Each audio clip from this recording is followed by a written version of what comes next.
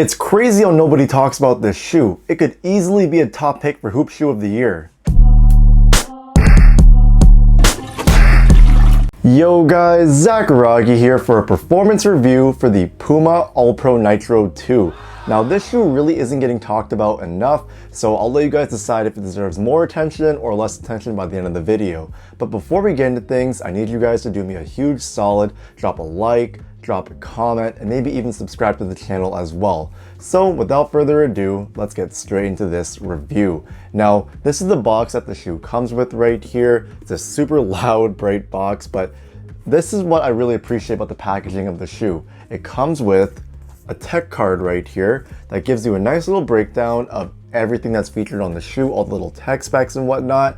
You don't see that too often anymore, and I really do love seeing things like this. You get to get a real breakdown of what you're paying for in the shoe. And speaking about the price, these retail for $130 US or $150 Canadian, which really isn't too bad. It's about mid-tier pricing, and for the price that you pay, you're actually getting some really good value out of this shoe. Now this is the successor to the Puma All Pro Nitro 1, which in my opinion was a really good performer on court. I know there's a lot of mixed opinions online about the shoe, but for me, I only had good experiences in them. But these guys are a great follow-up to that shoe. Now when it comes to the materials, it's nothing crazy honestly. It's just a mix of textiles and mesh. We also do have a little bit of suede on there. It is synthetic, so you know, pretty standard for your modern day basketball shoe. The padding in the shoe is great as well, really comfy, and there's this like shark fin at the back of the shoe.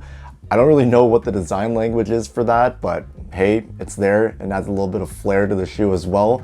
But as far as how they feel on foot, it's pretty comfortable for the most part. I mean, the materials are definitely lightweight. They do feel supportive, and there's a tiny bit of break-in time as well. Nothing too crazy, because when I first tried them on and was walking around my house with them, I felt some tightness in the material, especially on the top of my big toe. But after I played a couple pickup games in them, that feeling went away and they broke in quite well actually. Now, I do want to point out that, you know, durability is good so far from what I've experienced. I don't really have any problems. You will notice some paint kind of chipping away at the Puma logo at the top of the shoe right there, but honestly, it's nothing crazy or nothing to worry about either. So the lockdown on the shoes I thought was phenomenal. We do have this asymmetric lacing system, and within some of the eyelets, you will notice that the laces do go through some of these strands, which do go down to the bottom of the footbed, and this does a really good job of adding to the overall way that the shoe hugs and contains your foot. Like, I felt very secure playing in these. The shoes do a great job of just attaching my foot onto that footbed and making sure it doesn't move at all within the shoes. Now, the overall containment you're going to get from these is great too, because the shoes push you back into this sturdy heel counter, so there's no heel slip issues whatsoever. And then the lateral containment is also great because of the way that the midsole is structured. It does ride up a little bit higher onto the shoe, acting as a wall for your foot. That way you're good on those lateral cuts and movements. And when it comes to the support, another very strong feature. I mean, we got this TPU midfoot shank plate. It is fork shaped and it does a really good job of adding nice torsional support and rigidity to the shoes, while also giving the shoes a little bit more bounce to it as well, because when you load into this shank plate, the way that it's structured and whatnot, it does a really good job of returning that energy, so you really feel that when you're playing with them on court. So support wise, really no problems at all. I mean, I felt completely safe and secure playing in them no matter the move I was doing on court. So when it comes to the cushion setup, what we have here is Puma's Nitro foam. So this is a nitrogen infused type of foam, and it's used across a ton of different Puma products. Now honestly guys, this stuff feels great on foot. You will notice that the Nitro foam is fully exposed and it does run full length, at least that's what the tech card tells me. Now, this is a very similar setup to that of the Puma All Pro Nitro 1, but in my opinion, these guys take it up a notch, and as they do feel better on foot. Now, right away, as soon as you put these on feet, you just notice that first step in comfort is amazing, guys. Like, you get a nice feel of plushness and comfort right away, and I will say that the insole does contribute to that feeling, but the foam itself, the Nitro foam, is great.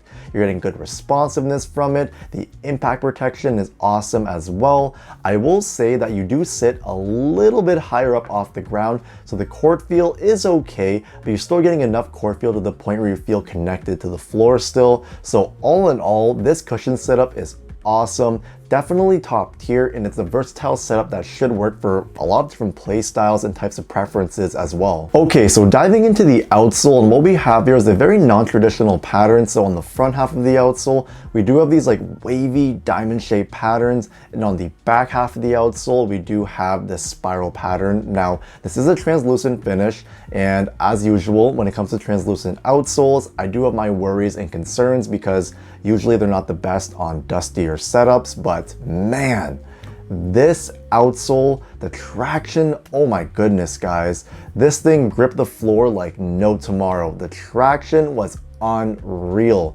Didn't matter what type of floor I was on. I think I might have played on like 3 different courts with these, and literally I probably wiped off dust like maybe 2 to 3 times. One of those times would have been just out of habit, but Jesus guys, like I can't explain to you how good this traction setup is. I know it still picks up dust, but it really doesn't affect how the traction performs. I was able to just stop on a dime every single time. Easily one of the most reliable setups on the market right now. And for those of you wondering, no, I did not take these outdoors. Sorry about that. But I will note that this is actually a better setup than the Puma All Pro Nitro 1. Much better.